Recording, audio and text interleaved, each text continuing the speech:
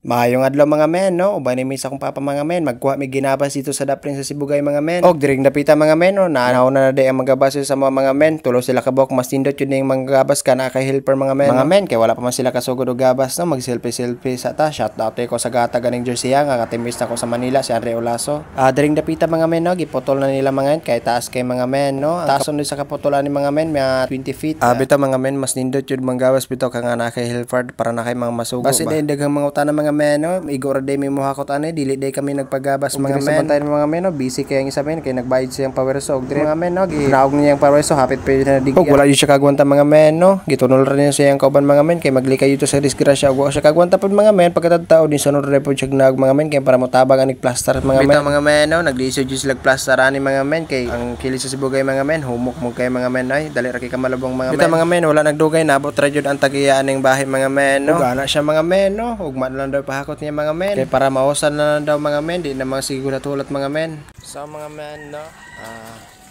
Tapos po naman panghakot ng bahay.